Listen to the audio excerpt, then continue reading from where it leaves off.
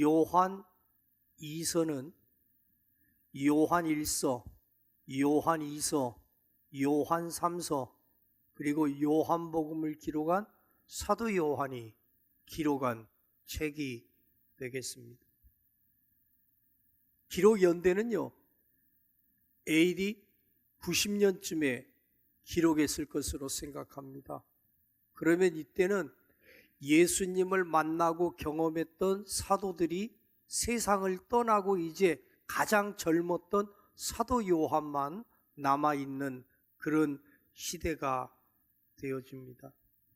하나님의 은혜로 오순절 마가요나 덕방에 성령이 임하고 교회가 힘을 얻으면서 로마의 핍박과 박해와는 별개로 전 세계적으로 복음이 증거되기 시작했습니다. 특히 도시마다 가정을 중심으로 가정교회가 세워지고 하나님의 은혜가 강처럼 흘러넘치는 걸 경험하는 삶을 살던 시대입니다. 그런데 부흥하는 교회와 함께 또 하나의 문제가 생겼습니다. 그것은 거짓된 이단들이 정상적인 교회를 흔들기 시작했다 하는 겁니다. 가장 큰 이단 중에 하나가 영지주의입니다. 신령한 것은 인정하고 눈에 보이는 것은 부정하다고 이야기를 하는 거죠. 그러다 보니까 예수 그리스도가 영으로 존재한다는 것은 받아들이지만 예수 그리스도가 사람의 몸을 입고 이 땅에 오셨다는 것은 부정하다고 생각해서 부정하게 되는 거죠. 십자가에 예수님이 죽으셨어요. 죽은 지 며칠 만에 살아나셨죠? 3일 만에 부활하셨어요. 그런데 이게 영적으로는 부활했다면 인정을 하겠고 이치가 있는 이야기인데 영적인 부활이 아니라 영육간의 부활이라는 사실을 믿지 않는 거예요. 왜? 부정하니까. 근데 문제는 이런 영지주의가 세력을 얻으면서 교회 속에 교묘히 파고들어서 예수 그리스도의 인성을 부인하고 예수 그리스도의 성육신을 부인하고 예수 그리스도의 십자가의 죽으심과 영육간의 부활하심을 부인하는 일들이 생겨나기 시작했다는 것입니다. 더 큰 문제는요, 도시마다 규모를 갖춘 교회가 없기 때문에 가정을 내어놓고 가정에서 예배를 드렸단 말입니다. 가정교회라고 이야기하지요.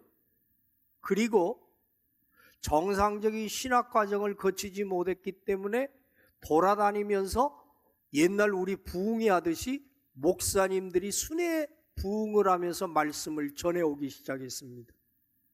그런데 문제는 그 시스템을 이용해서 거짓 선지자들이 나도 신령한 목회자입니다 하고 교회들에 침투하기 시작했다는 이야기입니다.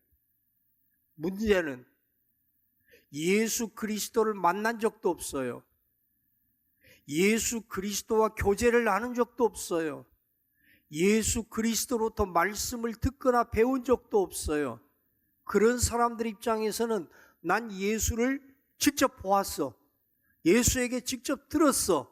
난 유대 출신이야 라고 말하면 사람들이 흔들릴 수밖에 없다는 이야기죠. 정통성에서, 원조성에서 흔들릴 수밖에 없습니다. 그러다 보니까 요새 이단들이 교회 교패를 붙여놓으면 그 가정을 집중적으로 전도 대상으로 삼는 것처럼 믿음의 사람들을 거짓 선지자들이 들어와서 하나하나 예수 그리스도로부터 떠나게 하기 시작한다는 겁니다. 문제는 그 당시에는 신학도 발전하지 않았고 인쇄술도 발전하지 않았기 때문에 어떻게 대처하고 어느 것이 진짜고 잘못된 것인지를 가르쳐줄 방법이 없었다는 이야기입니다. 그래서 마지막 살아남아 있는 예수님과 3년 동안 동역하고 동행하고 동거하고 말씀을 배우고 삶을 교훈받았던 사도 요한 입장에서는 이때는 이렇게 대처해야 합니다. 예수님은 이렇게 말씀하셨습니다. 교훈서와 함께 교리서를 만들어낼 필요를 느끼게 된 겁니다. 그래서 기록한 것이 요한 2서가 되어지겠습니다. 요한 2서의 앞부분은 1절에서 6절까지는 긍정적인 내용으로 기록되어 있죠. 진리라는 단어가 5번, 사랑이라는 단어가 4번 나옵니다. 그러나 7절에서 13절까지의 후반부에는 부정적인 내용이 가득 차 있습니다. 진리나 사랑이라는 단어가 없습니다. 왜 그럴까요?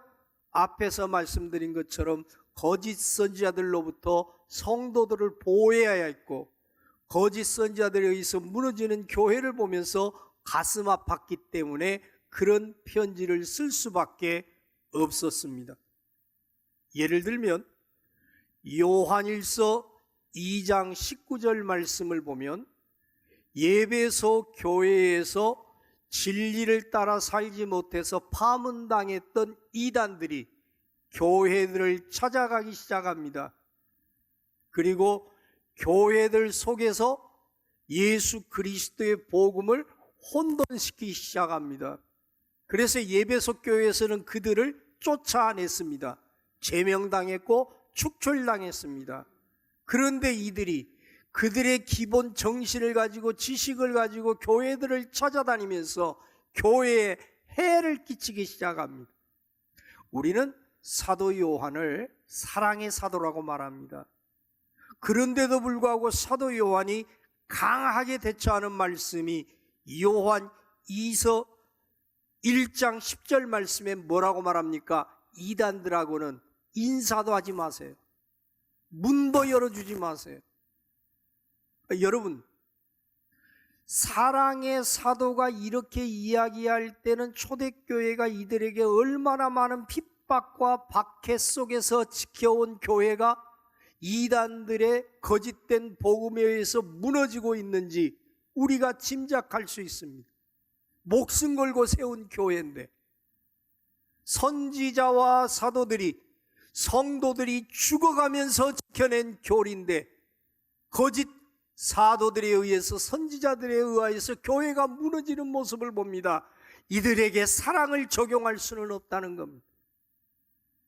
오늘 말씀을 듣는 여러분과 제가 깊이 생각해야 할 부분입니다. 사도 요한은 냉정하게 말합니다. 진리가 다르거든, 교훈이 다르거든, 거짓된 복음을 전하거든 얼굴을 맞대고 인사도 하지 마십시오. 왜요? 얼굴 맞대고 인사하고 문 열어주기 시작하면 감정이 작용을 하고 하나님의 뜻과 다른 대척점에서 나도 모르게 먹어 들어가 보기 때문에 그렇습니다. 오늘 사도 요한은 강하게 이야기합니다. 예수 그리스도의 핏값으로 세운 교회, 거짓 선지자들을 받아들여서는 안 됩니다. 거짓 교훈을 가르치는 자들과 교류해서도 안 됩니다. 라고 원칙을 이야기합니다.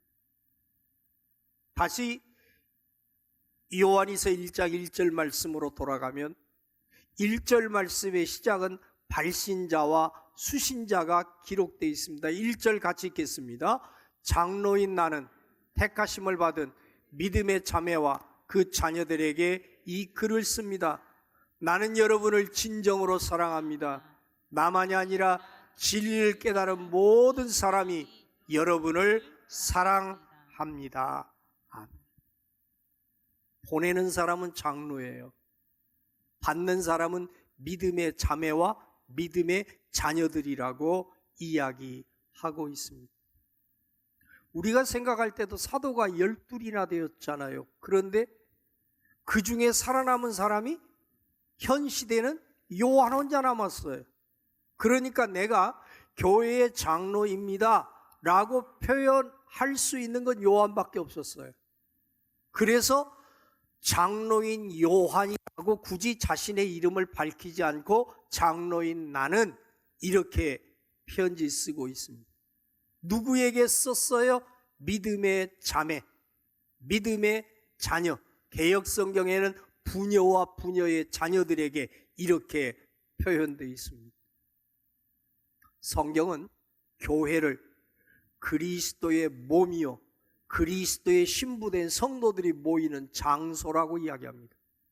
그래서 요한이서 1장 5절 말씀을 살펴보아도 사도 요한은 자주 교회를 가리켜서 의인화시켜서 부녀요 자매라고 표현하고 있습니다.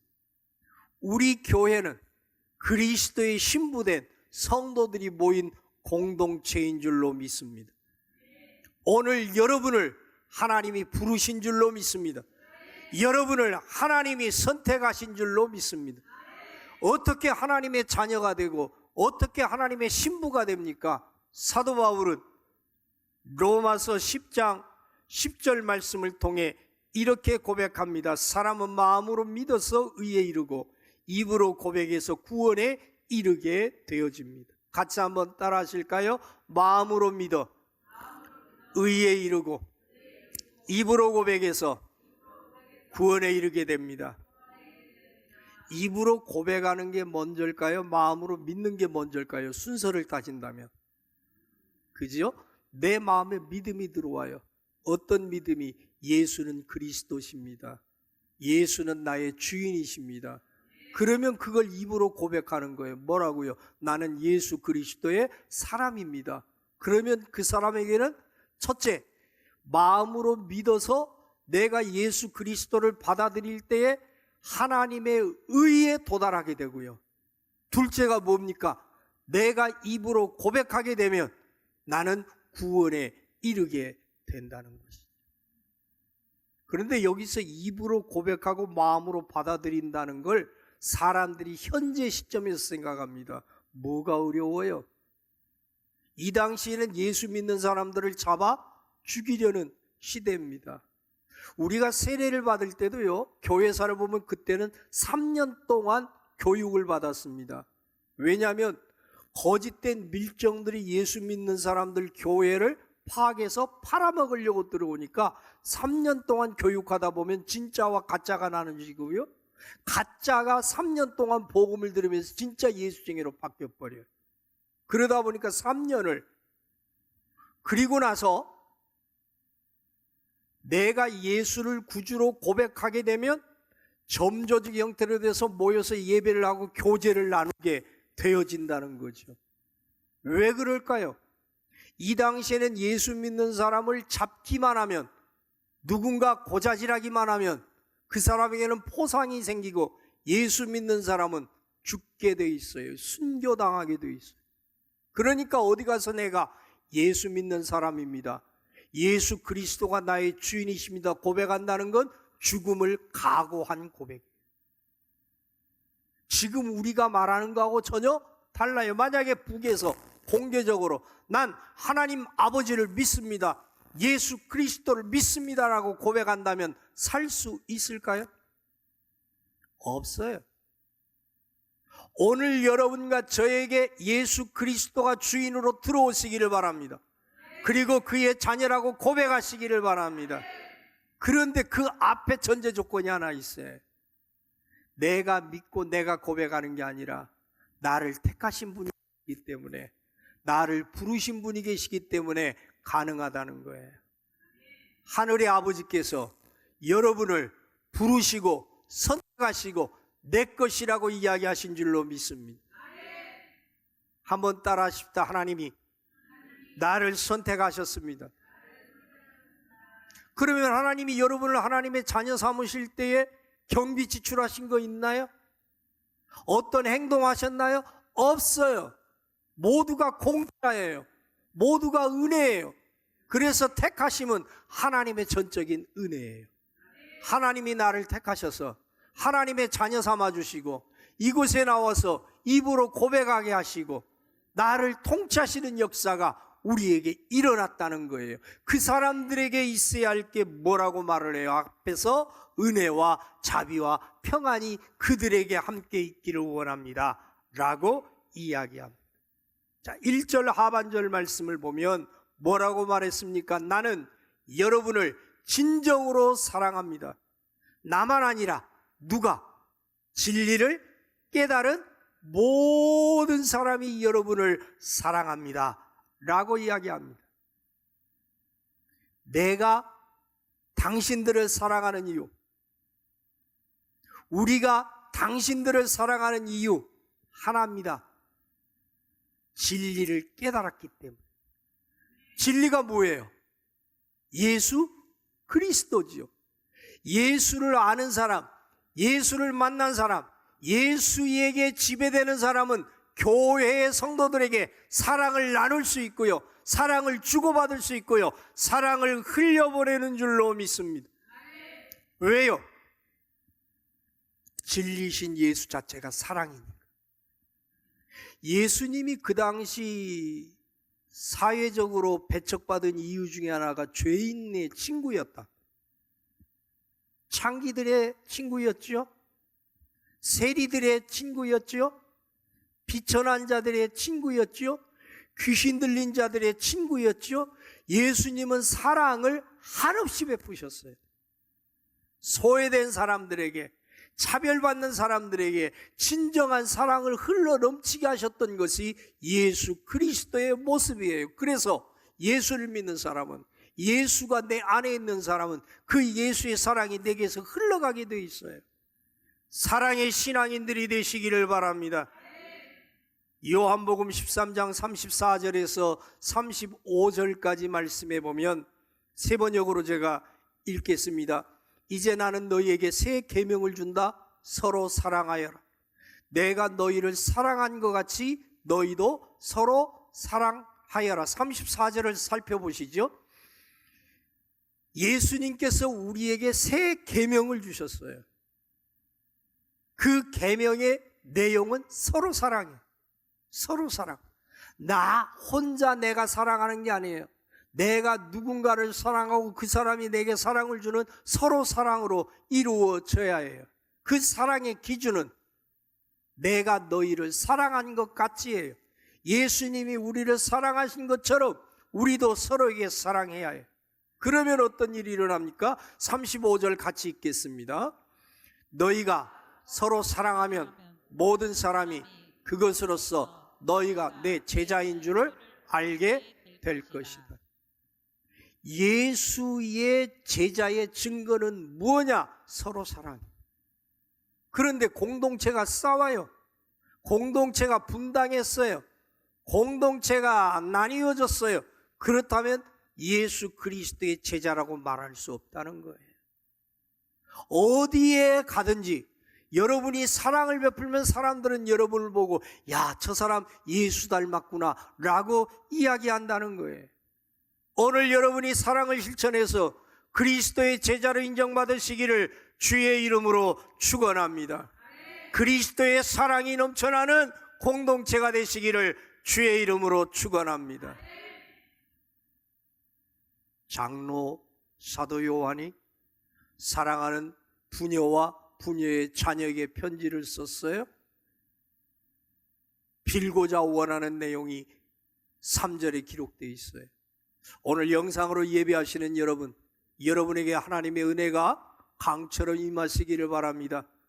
요한 사도가 비는 복이 여러분에게 그대로 넘쳐나게 임하시기를 바랍니다. 요한 2서 1장 3절 말씀에 세 가지가 나옵니다. 같이 한번 따라 하실까요? 은혜와 긍휼과 평강이. 오늘 하나님의 사랑을 주고받는 하나님의 사람들에게는 은혜가 임해야 합니다. 긍휼이 임해야 합니다.